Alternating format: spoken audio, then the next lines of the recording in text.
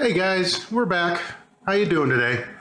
I just want to talk a little bit about actually using an older server or repurposing it, and about my recommendations on things like operating systems and such.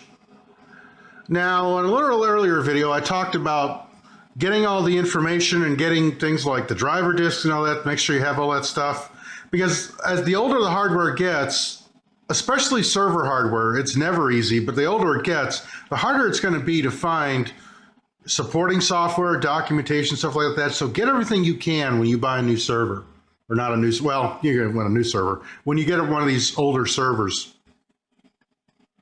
And here's my first suggestion, especially for a server that was originally made, especially late 90s, early 2000s, I would go ahead and actually get myself a copy of Server 2003. Now, here's the thing about Server 2003. Yes, it's technically XP, which is a good and a bad thing, but it's up to date enough to see most of your newer hardware, and this is a plug and play operating system, so it makes it a lot easier. And a lot of the server stuff, well, that's the low, at least as of this recording date, Server 2003 is the oldest level of hardware support that you'll get for most hardware and most server-based operating applications and environments. The other thing, and if you can get Server 2003, say R2 or 64, that's great. This is Server 2003 32-bit, because even though this thing has dual processors, dual Pentium 3s, they're 32-bit processors. I can't run a 64-bit OS on this machine. So that's another consideration. I have a limitation there. I can't do anything 64-bit. But the kind of use I'm thinking about doing with this, I'm not planning on it. I also have a limitation on this hardware of 2 gigabytes of memory. Those kind of things are what are you going to get with older hardware. You just kind of accept it. But you also have to remember that in its day, that was a lot. And if you stay in the scope, pretty much the scope of what was usable and what you were going to be doing with it back in quote unquote the day, this is more power than anybody could have dreamed of back then. I mean, you know, a server that I basically bought for $50, this thing was about $7,000 new. And that, when we're talking 1999 money, in today's money, that's more like 20. So that's a lot of money. So it had to be able to do something well back then for that kind of money. And it's still usable now.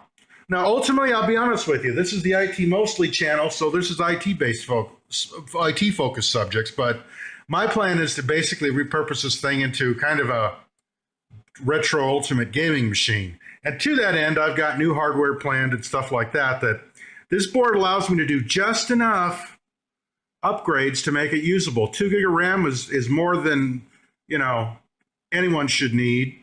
Dual processors. I mean, I should be able to run pretty much any game up to about the year 2000, probably 2002, without a problem on this. But it's going to take some upgrades. And I've already, to some extent, upgraded. I put all the best hardware I had from 4 other servers like this in this box, so that it's maxed out on RAM, and that's ECC RAM. It's got dual processors. No hyper-threading. That didn't exist back in the Pentium 3 days. But the nice thing is, with Server 03, getting back to the OS, and I mean, I'm sure there's Linux distros too, but then again, you have the whole issue of, wow, how do I do the RAID controller functions? You'll have to be booting up with a disk to control your RAID, because you're not going to have any support for that within Linux. I already know that the hard way. But I would say Server 03, for hardware of this vintage, we're talking 99 to about 2004, is probably the best OS. Because as you see, it's finding things. It's new enough to find newer hardware. Okay, I mean, it's fine. I mean, that's just PS2 compatible, but it works because it uses, yeah, it's using a PS2 mouse. It's using a PS2 keyboard. Yeah, I could put a USB, but the PS2 stuff just works better.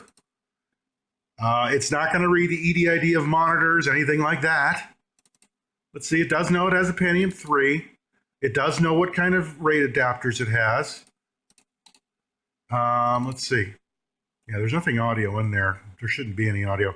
But it's new enough to be able to be not quite a problem. In fact, it's so new that I didn't even have to load the server RAID controller to install the OS because Server 03 already had a driver that worked with this hardware, that's a nice thing. But you still need, the actual factory disk or a copy of it to actually do something with a RAID array.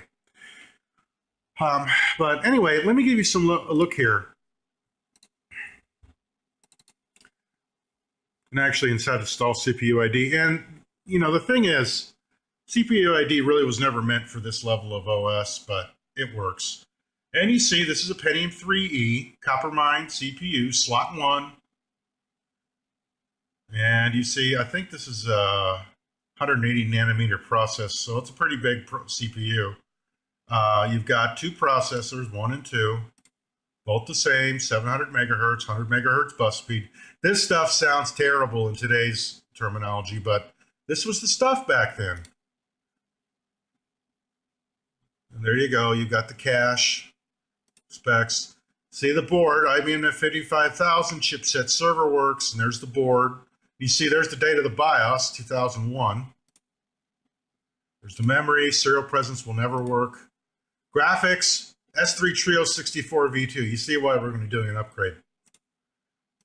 So basically, this is the kind of hardware you're going to get. And this hardware is blending beautifully with this Server 2003.